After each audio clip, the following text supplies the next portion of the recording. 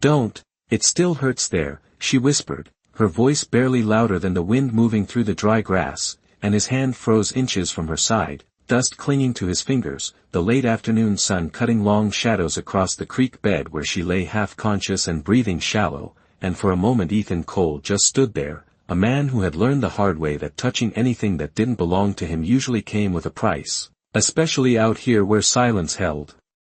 more meaning than words, and every boundary was drawn in blood, in memory, in stories told by firelight, and the woman watching him now with dark, steady eyes was not from his world and made that clear without saying another word, her hand pressing weakly against the torn fabric near her ribs, her shoulders tense despite the exhaustion dragging her down, and he could see it in her eyes, not fear of pain, not even fear of death, but something else, something deeper, something tied to rules he did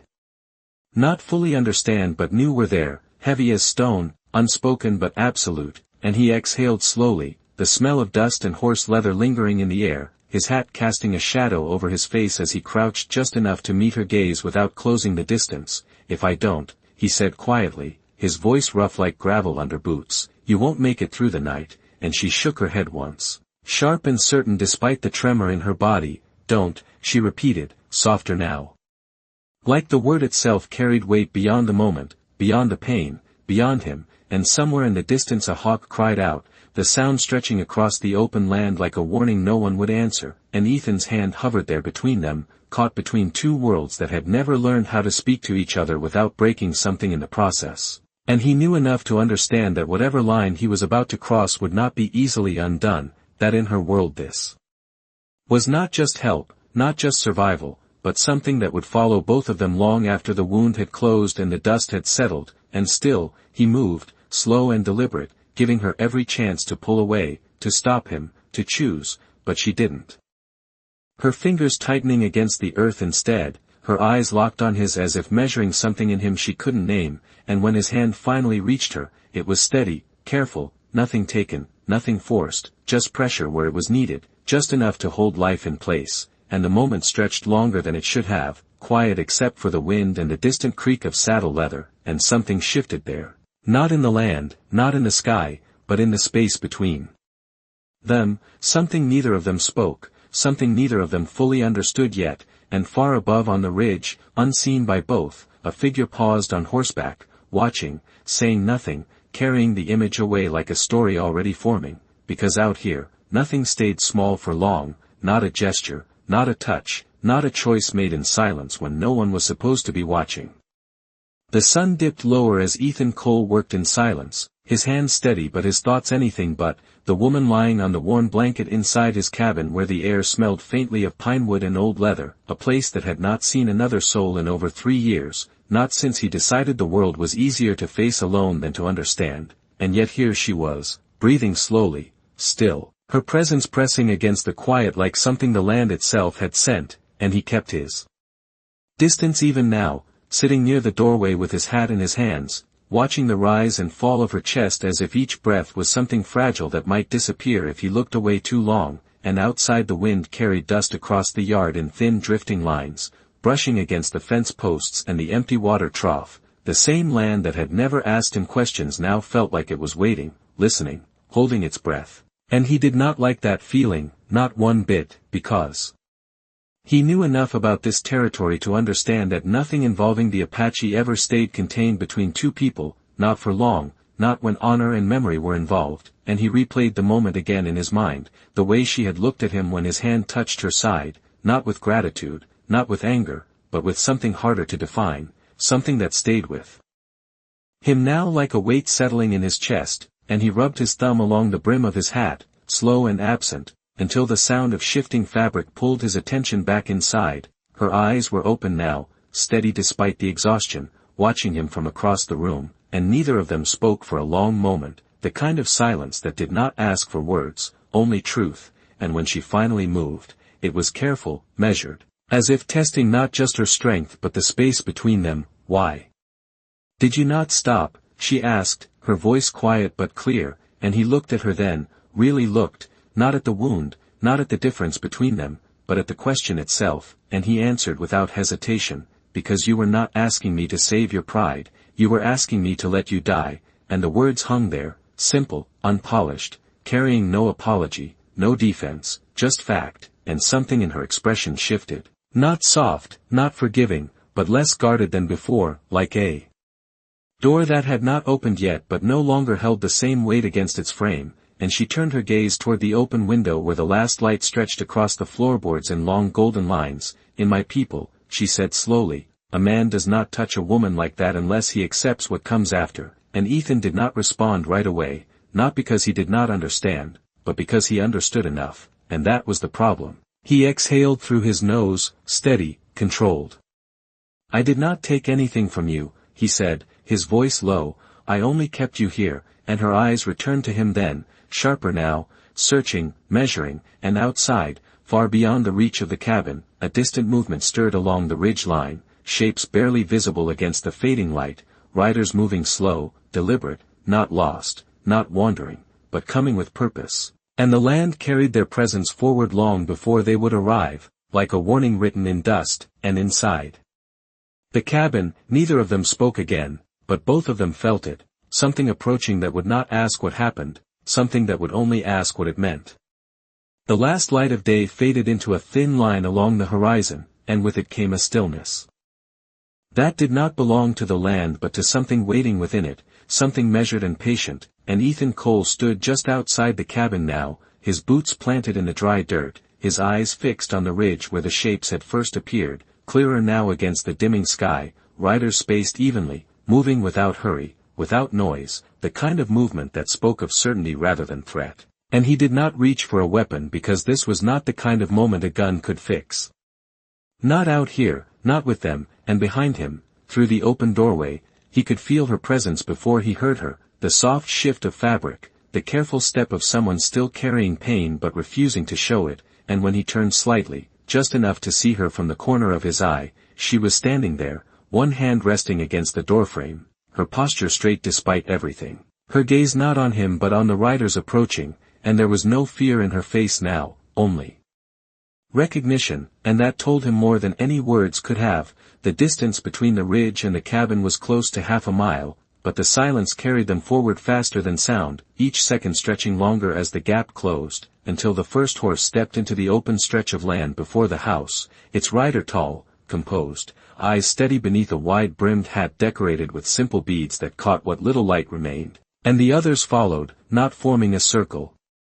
not surrounding, just stopping in a quiet line that faced the cabin like a question waiting to be answered, and Ethan did not move, not forward, not back, his hands resting at his sides, open, empty, the way a man stood when he had already made his choice and had no intention of taking it back, and for a long moment no one spoke, the wind slipping between them, carrying the scent of horses and distant sage, until the lead rider slowly dismounted, his boots touching the ground with a softness that seemed at odds with the weight of the moment, and his eyes moved from Ethan to the woman in the doorway, then back again, measuring, not with anger, not with suspicion, but with something far more deliberate, and still, no words came. Because out here, words were not the first thing that mattered, truth was, and truth did not need to be spoken to be understood, and Ethan felt it settle in his chest, that whatever had begun by the creek was no longer his to define alone, and behind him, the faint sound of her step broke the stillness as she moved forward, not quickly, not hesitantly, but with purpose, each step closing the space between them until she stood beside him, not behind, not apart, and the shift was small, almost invisible, but every rider saw it, every eye fixed on the way she chose her place without being asked, and the man in front watched her closely, waiting, not for Ethan to explain, not for anyone else to speak, but for her, and only her, because in this moment, whatever judgment would come did not belong to the man who acted, but to the woman who carried the meaning of that act, and the air held tight, like the land itself refused to breathe until she decided what that meaning would be. No one moved when she stepped forward, not even the horses, as if the entire valley understood that whatever came next did not belong to speed or force but to something older, something carried in silence from one generation to the next, and Ayanna stood there beside Ethan Cole with the last light resting across her face, her eyes steady, her breathing even now despite the strain her body still carried, and the man before them watched her with a patience that did not need to be spoken, his hands resting loosely at his sides, his presence not demanding, not threatening, just present, like the earth beneath them, and when she finally spoke, her voice was quiet but clear enough to reach every ear without effort. "He touched me," she said, and the words settled into the space between them like dust finding the ground, and Ethan felt the weight of that sentence without turning his head, without shifting his stance, because he knew that what followed would not be his to shape, not his to interrupt, and she continued after a brief pause, not looking at the riders, not looking at the man before her, but looking straight ahead as if speaking to the truth itself. "He touched me when I told him not to, and..." A faint shift moved through the line of riders, not disorder, not reaction, just awareness sharpening, and still no one spoke, no one reached, no one broke the stillness, because they were not waiting for explanation, they were waiting for meaning, and Ayanna let the silence stretch just long enough to hold every doubt, every assumption, every story that could have been told about that moment by the creek, and then she finished, her voice unchanged, steady as before, "And he took nothing from me," and this time, the silence that followed was different, not tense, not uncertain, but grounded, like something had settled into place where it belonged, and the man in front lowered his gaze for just a fraction of a second before lifting it again, not as a sign of submission, but as acknowledgement, and Ethan felt it then, not relief, not victory, but understanding, the kind that did not arrive all at once but moved slowly through the chest until it found its place, and the riders behind.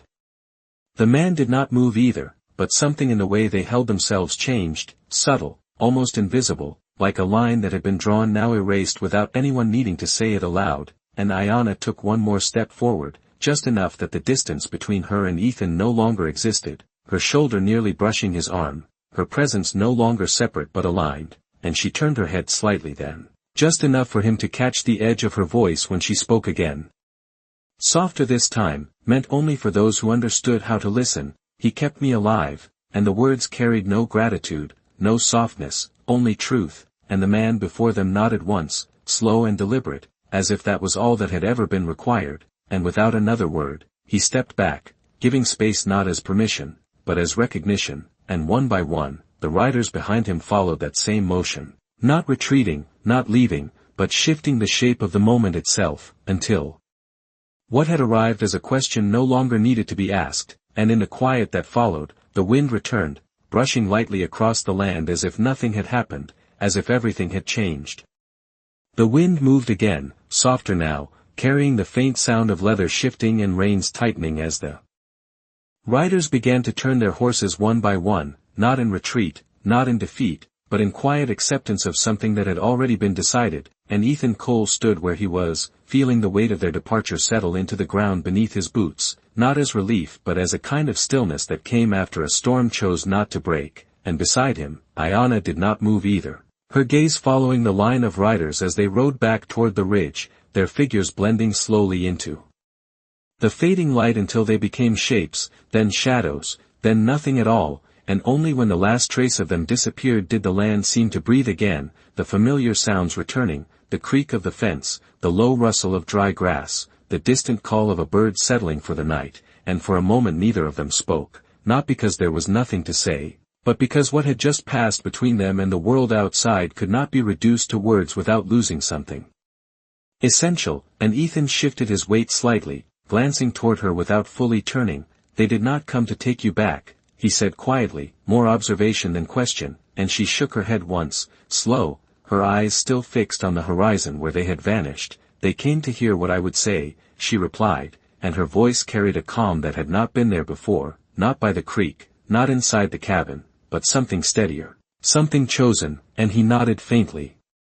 understanding more than he expected to, because out here, a person's word did not just describe the truth, it shaped it, and what she had spoken could not be taken back, not by her, not by him, not by anyone who had heard it, and the silence returned again, but it felt different now, not uncertain, not waiting, but settled, like a door that had closed without a sound, and Ayanna turned slightly then, her movement careful but no longer guarded, her shoulder brushing lightly against his arm as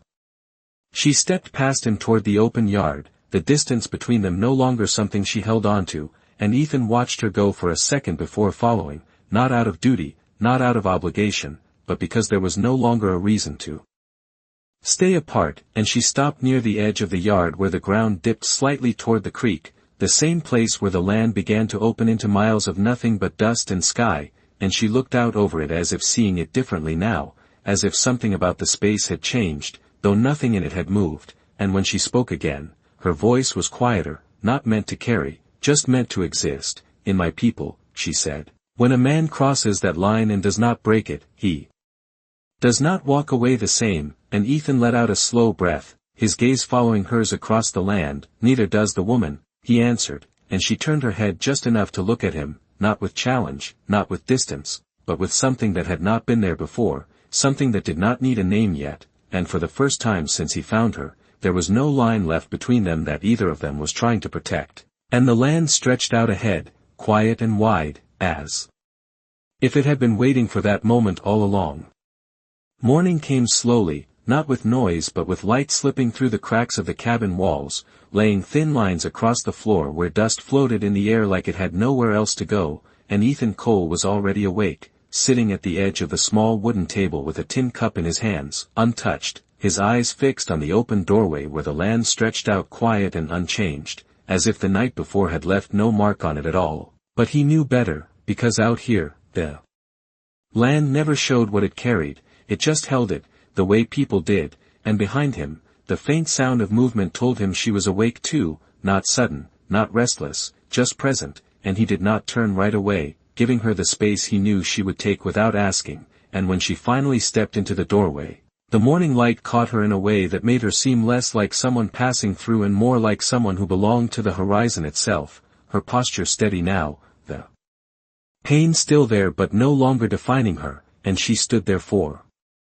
a moment, looking out over the yard, the fence line, the open stretch of land beyond, as if measuring it against something only she could see, and Ethan set the cup down quietly, the small sound barely breaking the stillness. You should not be standing yet, he said, his voice low, not commanding, just stating what he saw, and she did not look at him when she answered, if I can stand, I can choose, and that was all she said, but it carried more weight than anything else that morning, and he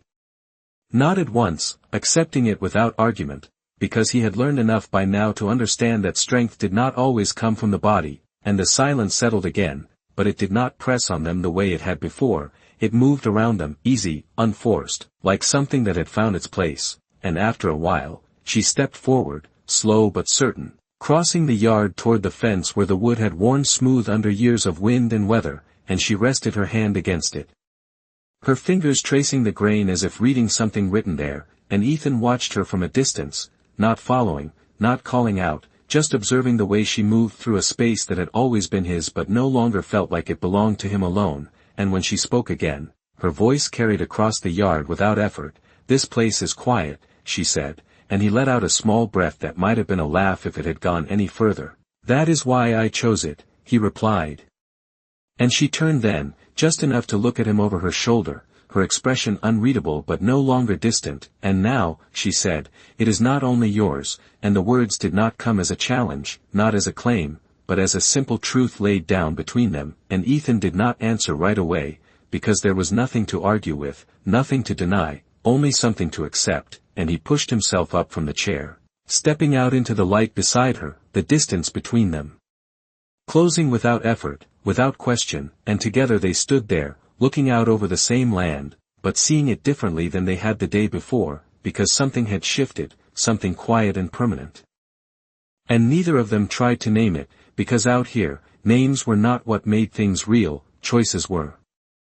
The sun climbed higher but the air stayed cool, carrying that early morning stillness that made every small sound travel farther than it should, the creak of wood, the slow step of boots on dry dirt, the faint ripple of water down by the creek, and Ethan Cole moved through it all with the same quiet rhythm he had kept for years, checking the fence line, adjusting a loose post, filling the trough even though there were no cattle left to drink from it, habits that had outlived their purpose but not their place in his day, and for the first time in a long while, he was aware of being watched, not in a way that felt like danger, but in a way that made each movement carry weight, and when he glanced back toward the cabin, Ayanna stood in the doorway again, not leaning this time, not holding herself against the frame, but standing on her own, her arms at her sides, her eyes following him with a kind of quiet attention that did not interrupt, did not question, just observed, and he went on. with what he was doing without changing pace, because there was nothing to prove, nothing to show, only the truth of how he lived, and after a while, she stepped down from the porch and crossed the yard slowly, her steps careful but no longer uncertain, the distance between them closing until she stopped a few feet away from where he was working, and she watched him set the post straight, pressing it firmly into the ground before stepping back to check it, and only then did she speak. "You fix what is already standing," she said, and he gave a slight nod, brushing dirt from his hands. "If you wait until it falls, it is harder to set right," he answered, and she considered that, her gaze shifting from the fence to the open land beyond it, and for a moment it seemed like she might say more, but instead she stepped closer, reaching out to steady the next post before he even asked, her hand resting against the wood, firm, deliberate, and he paused just long enough to notice it, not surprised, not questioning, just acknowledging the choice, and together they worked in silence, moving down the line one post at a time, their rhythm finding itself without words, his hands adjusting, hers holding, each step building on the last without needing direction, and the sun rose higher, casting shorter shadows across the ground as the work carried on, simple, steady, real, and at one point he glanced at her, catching the way she moved now, not as someone passing through, not as someone waiting to leave, but as someone learning the shape of the place, and something in his chest shifted again, not sharp, not sudden, just there, like a door opening without a sound, and when they reached the end of the fence line, she let her hand fall away from the wood and looked out across the land, her eyes narrowing slightly as if seeing something beyond what was there. "Your land is quiet," she said again, but this time it sounded different, less like observation and more like understanding. And Ethan rested his arms on the top rail, following her gaze. "It was," he replied, his voice low, and she turned her head just enough to look at him, not asking, not doubting, just waiting, and after a moment he added, "It does not feel that way anymore," and she held his gaze for a second longer before looking back out, the wind lifting a strand of her hair as it passed between them, and neither of them moved to step away, because somewhere between the work and the silence, something had already changed, something that did not need to be spoken to be known. The afternoon settled in slow and warm, the kind of heat that did not press but lingered, stretching across the land in waves that made the horizon shimmer, and Ethan Cole stood near the barn with a coil of rope in his hands, though there was nothing left to tie and nowhere left to ride, and still he held it, more out of habit than need, his eyes drifting toward the open yard where Ayanna moved with a quiet purpose that had become as natural to the place as the wind itself, and she was not watching him now, not studying, not measuring, but working in her own way, gathering dry wood from the edge of the yard where broken branches had collected over time, her steps steady, her movements careful but no longer marked by hesitation, and he noticed the difference without naming it, the way she no longer paused before crossing space, the way she no longer held herself apart from the ground she walked on, and he leaned the rope against the barn wall, wiping his hands slowly against his pants as he watched her carry the wood toward the cabin, placing it neatly beside the door without being told, without asking, as if the task had always belonged to her, and something about that made him shift his weight, not uneasy, not unsure, but aware in a way he had not been before, aware that the line between what was his and what was not had already been crossed long before either of them spoke of it, and when she turned back toward him, her gaze met his without distance, without challenge, just there, steady, and she walked toward him across the yard, the dry earth soft beneath her steps, until she stopped a few feet away, close enough that the silence between them felt shared instead of separate, and for a moment neither of them spoke, the air holding that same quiet understanding that had followed them since morning, and then she said, "In my people, when a path is chosen, it is not walked halfway," and her voice was calm, not questioning, not testing, just stating what she knew, and Ethan let out a slow breath, glancing past her toward the land as if the answer might be written there somewhere between the fence posts and the open sky. "Out here," he replied after a moment. "Most men do not choose the path, they just end up on it," and she tilted her head slightly, considering that, her eyes narrowing just enough to show she was weighing the difference. "And you," she asked, "did you choose this one?" And he did not answer right away, because the truth was not simple, not clean, not something that fit into a single sentence, and he looked at her then, really looked, seeing not the woman he had found by the creek, not the stranger who stood in his doorway, but the person who had stood beside him when the riders came, who had spoken words that could not be taken back, and he nodded once, small but certain. "I did," he said, and something in her expression shifted. Not softer, not lighter, but settled, like a stone placed exactly where it belonged, and she stepped closer then, closing the last bit of space between them without hesitation, her presence steady at his side, not asking permission, not waiting for it, just there, and the wind moved again, lifting dust across the yard and carrying it past them into the open land, and for the first time since she arrived, Ethan did not feel like the land was something he stood alone against. It felt like something shared, something held between two people who had chosen to stand on it together, and neither of them spoke again, because there was nothing left to explain, only something left to live. The sun began its slow descent, stretching the shadows long across the yard again, and the heat of the afternoon softened into something easier to breathe, the kind of quiet that came after a day had made its point and had nothing left to prove, and Ethan Cole sat on the edge of the porch with his elbows resting on his knees, a small piece of wood turning slowly in his hands as he carved without thinking, each movement steady, practiced, more about keeping his hands busy than shaping anything that mattered. And a few feet away, Ayanna sat on the step below, not facing him, not facing away, just there, her posture relaxed in a way that had not existed when she first arrived, her eyes following the line of the land as if memorizing it, and between them lay that same silence that had grown familiar, not empty, not distant, but shared, like something both of them understood without needing to speak, and after a while, she shifted slightly, her voice breaking the quiet without disturbing.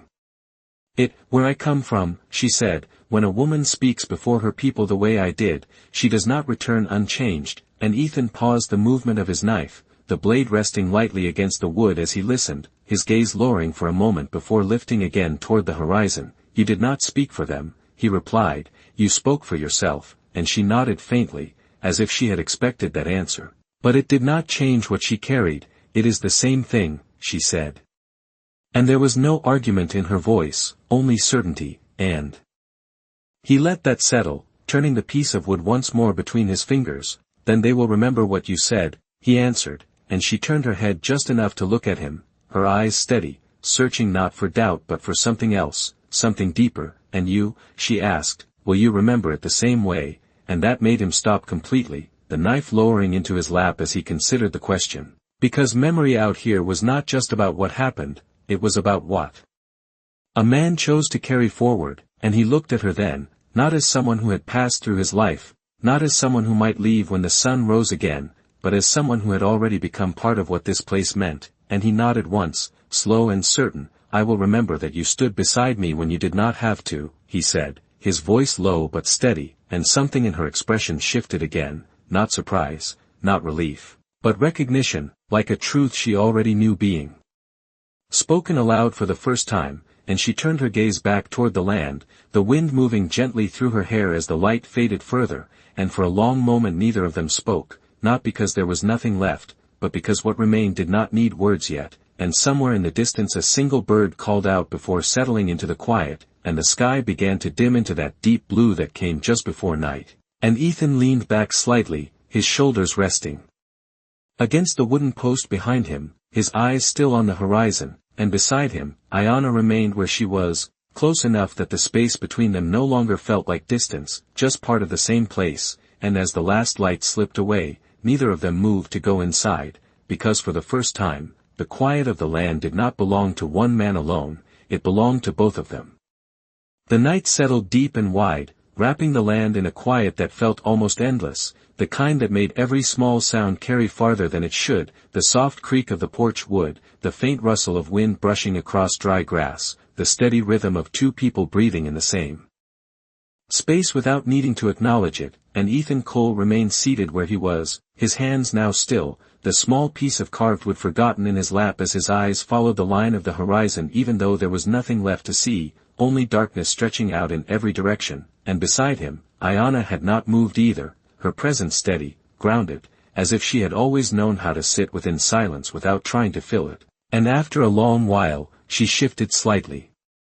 drawing one knee closer as she rested her arm against it, her gaze lifting toward the sky where the first stars had begun to appear, faint at first, then sharper as the light fully gave way, and she spoke without turning, her voice low, almost carried by the wind itself. Where I come from, the night remembers what the day tries to forget, and Ethan let out a slow breath, his eyes following the same sky she watched. Out here, the day does not forget. He answered, it just waits, and she considered that in silence, her expression unreadable but thoughtful, as if placing his words beside her own and measuring the space between them, and after a moment she said, then what waits for you here? And the question was simple, but it settled deep, because he had spent years not asking it, not needing to, filling his days with work and his nights with quiet until the land itself became the only answer he thought he needed. And he shifted slightly, his shoulders easing back against the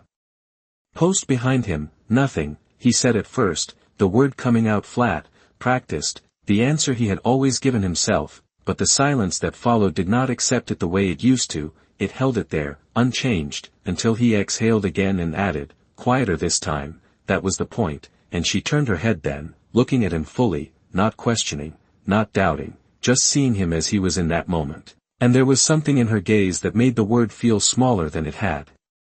before, less certain, less complete, and he noticed it, the way his own answer did not sit the same way it used to, and he glanced down briefly before looking back out across the dark land. It is not nothing anymore,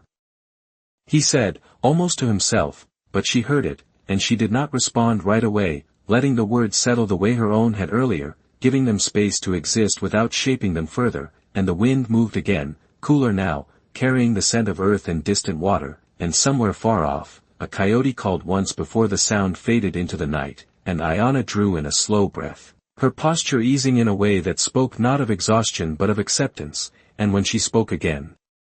her voice was steady, certain. Then you have chosen, she said, and Ethan did not answer with words this time, because there was nothing left to explain, nothing left to define, only something already set in motion by actions neither of them could undo nor needed to. And he nodded once, small but real, and beside him, she remained where she was, close enough that the silence between them felt complete rather than empty, and above them, the stars filled the sky one by one, quiet witnesses to a choice that had not been spoken aloud but had already taken root in the only place that mattered, the space between two people who had decided to remain.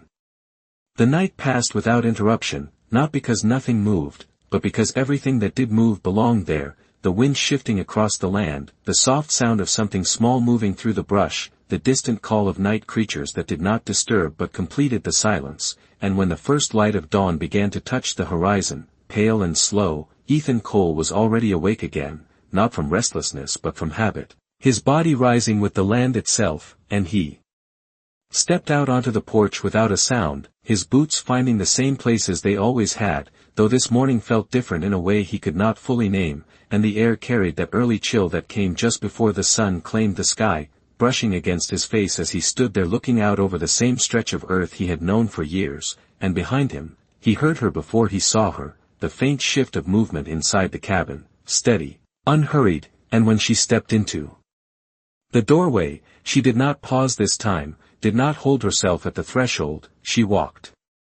forward into the morning light as if the space beyond the door already belonged to her as much as it did to him. And Ethan glanced at her briefly, then back at the horizon, giving her the same quiet acknowledgement he had given everything else that had become part of this place. And she came to stand beside him without a word, her presence calm, her posture strong, the weakness from before now reduced to something she carried but did not show. And for a while they stood like that, watching the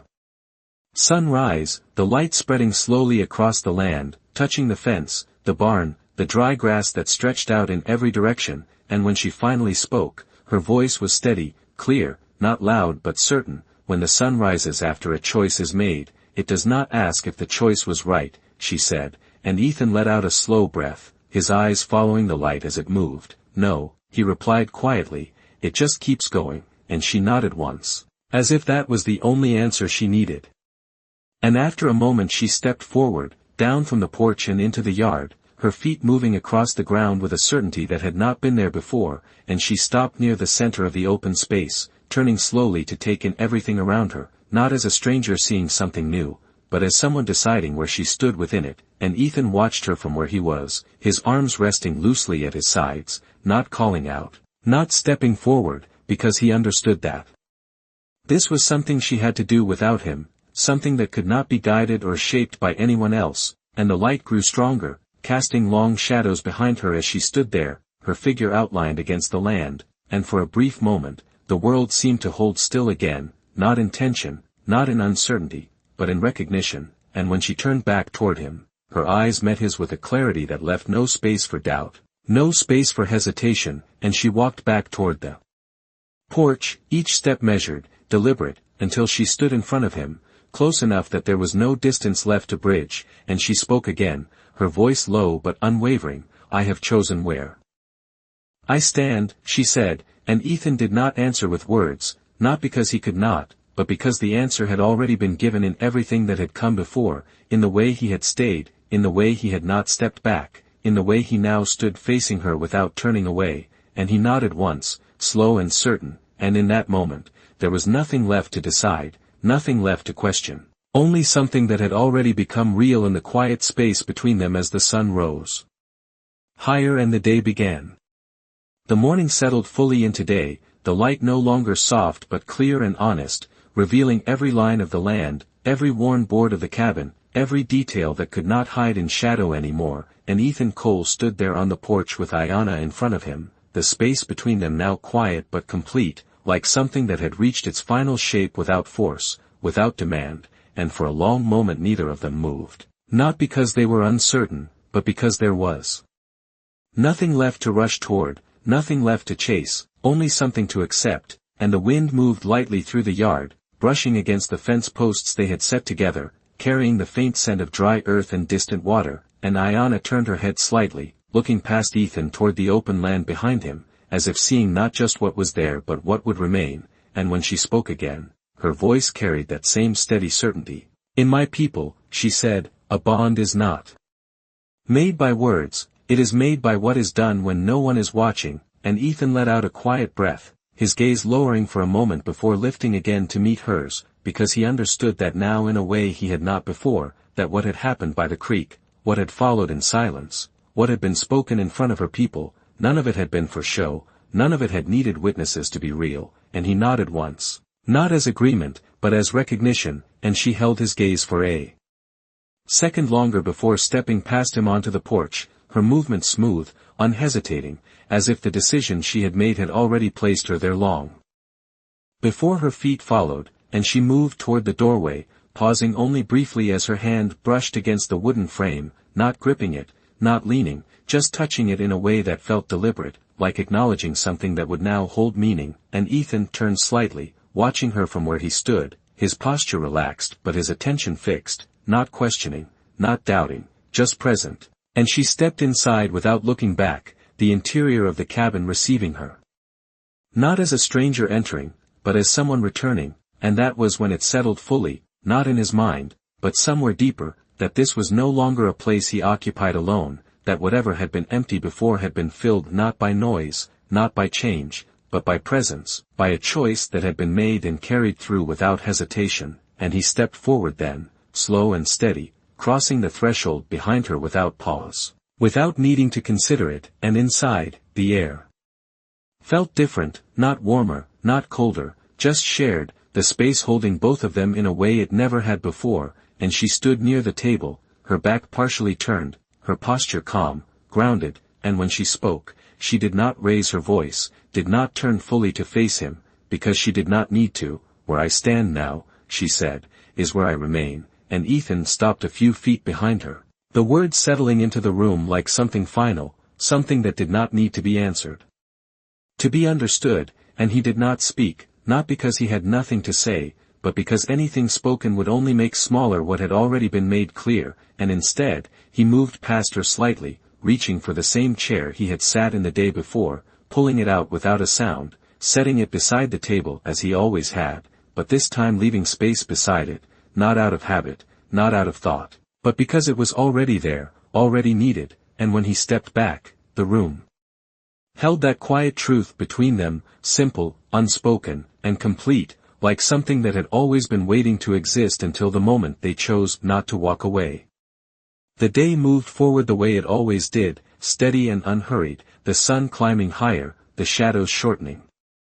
The quiet of the land stretching out in every direction as if nothing had changed, but inside the cabin, something had, not in a way that could be seen at first glance, not in the wood or the air or the worn edges of the table, but in the way two people occupied the same space without distance, without hesitation, and Ethan Cole stood near the doorway for a long moment after setting the chair, his hand resting lightly against the frame as he looked out across the land one more time, the same land that had once been enough on its own, the same horizon that had carried his silence for years without asking anything in return, and now it felt different, not because it had changed, but because he no longer stood against it alone, and behind him, he could hear the soft movement of Ayanna as she stepped further into the cabin, her presence filling the quiet in a way that did not disturb it, only completed it. And when he finally turned back inside, he did not pause at the threshold this time, did not hold himself apart from what waited there. He stepped forward fully, letting the door remain open behind him, the light from outside stretching across the floorboards until it reached her feet, and she stood near the table, her hand resting lightly on the surface, her posture calm, grounded, as if she had already settled into something that did not need to be questioned, and when she lifted her gaze to meet his, there was no distance left in it, no uncertainty, only the quiet certainty of someone who had already chosen and did not intend to step away from that choice, and for a moment neither of them spoke, because there was nothing left to define, nothing left to argue, only something already understood, and Ethan moved a few steps closer, not hurried, not hesitant, just steady, until he stood beside the chair he had placed, his hand resting on its back, and he did not gesture, did not ask, because the invitation had already been made long before this moment, and she stepped forward without waiting, her movement smooth, certain, taking her place beside him as if it had always been there, and the space between them no longer existed as something to cross, it existed as something shared, something held without effort, and outside, the wind moved across the land again, carrying dust and light in equal measure, brushing against the open doorway as if passing through without stopping, and inside, the quiet remained, but it no longer belonged to one man, it belonged to both of them, shaped by what had been done, what had been spoken, and what had been chosen without needing permission, and after a while, Ayanna spoke, her voice low, steady, not meant to fill the room but to settle into it. In my people, she said, when a man stands beside a woman after crossing that line, and does not step away, he is no longer just a man passing through her life, and she did not finish the sentence, because she did not need to, the meaning already clear, already complete, and Ethan let out a slow breath, his gaze resting on the space in front of him before shifting slightly toward her, not fully, just enough to acknowledge what had already been set in place, and he nodded once, not as acceptance, but as recognition of something that had already become real without either of them needing to name it, and the room held that truth in silence, simple and unbroken, and outside, the land stretched wide and endless as it always had, but inside, for the first time in years, it felt like something had finally come to rest, not because it had found an ending, but because it had found a place to remain.